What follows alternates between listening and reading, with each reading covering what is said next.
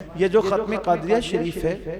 حافظ صاحب نے، ہمارے حافظ مقصود صاحب نے فرمایا کہ یہ بتایا جائے کہ یہ یعنی کہ کس بزرگ نے عطا کیا۔ یہ جو ہے حضرت سیدی سرکار سید اویس بلگرامی رحمت اللہ تعالی علیہ، جو حضور صاحب البرکات سید شاہ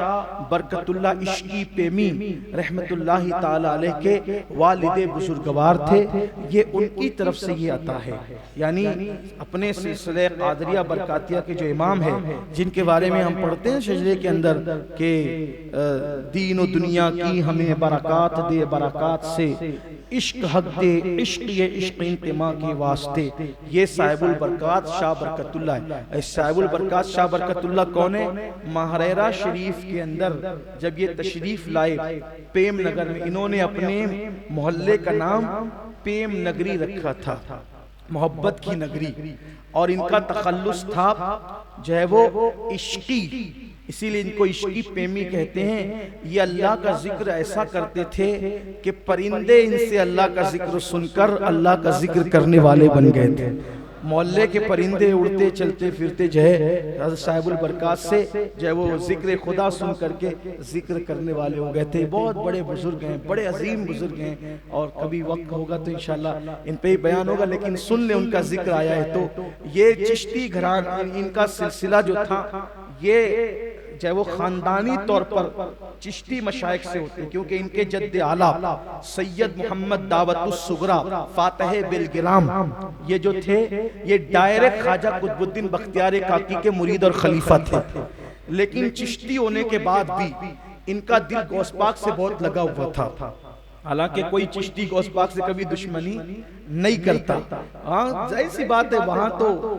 کوئی سنی کسی ولی سے دشمنی کیسے کرے گا، لیکن دلوں کی بات ہوتی ہے، کسی دل میں کوئی زیادہ سما جاتا ہے، ایسا ہوتا ہے نا۔ تو غوث پاک سے دل لگا ہوا تھا، تو غوث پاک خواب میں تشریف لائے، فرمایا کہ تم قادری سلسلے کا اجرا کرو اور قادری سلسلے میں مرید کرو، جو تمہارے ذریعے سے قادری سلسلے میں مرید ہوگا اور تمہارے خلفاء کے ذریعے سے قیامت تک قادری سلسلے میں مرید ہوگا، غوث پاک کہتے ہیں میں وعدہ کرتا ہوں میں ان سب کو جنت میں لے جاؤں گا۔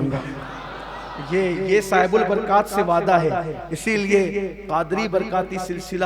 وہاں تک پہنچا کہ شاید کوئی خانقاہ ابھی تک اس سے محروم نہ رہی۔ حضرت کے چوچھے مقدسہ کی خانقاہ جو تقریباً 600 سال سے زائد سے خدمت انجام دے رہی ہے، وہاں کے جانشین و سجادہ نشین حضور اعلیٰ حضرت اشرفی میاں رحمت اللہ علیہ بھی برکاتی نسبتیں حاصل کرنے کے لیے ماہریرہ شریف آئے۔ امام احمد رضا محدث بریلوی ان کے والد، اور پھر اس کے بعد بدایوں کے شاہ عبد المجید عین الحق سے لے کر حضرت فضل رسول، حضرت تاج الفضول مولانا عبد القادر بدایونی، مولانا عبد المقتدر بدایونی، مولانا عبد القدیر بدایونی، یہ ایک سلسلہ ہے، اور بھی سلسلے برکاتیہ کی بڑی برکتیں ہیں۔ اللہ کا شکر ہے کہ قادری ہیں اور ہر قادری قابل قدر ہیں، لیکن جن سے غوث پاک نے وعدہ کیا ہو،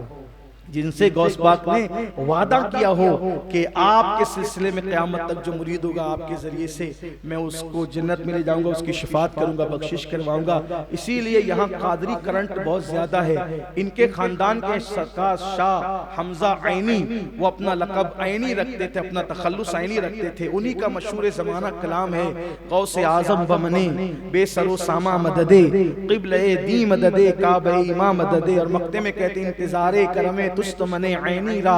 اے خدا جو خدا بینو خدا دا مددے۔ جب یہ کلام لکھا سرکار حمزہ عینی نے تو غوث پاک نے عالم بیداری میں کئی مرتبہ ان سے کہا وہ پڑھ کے سناؤ غوث اعظم بمنے، وہ پڑھ کے سناؤ غوث اعظم بمنے، کئی مرتبہ غوث پاک نے ان سے سنا۔ یہ اتنا مقبول زمانہ کلام ہے۔ اور پھر حضور اچھے میاں نے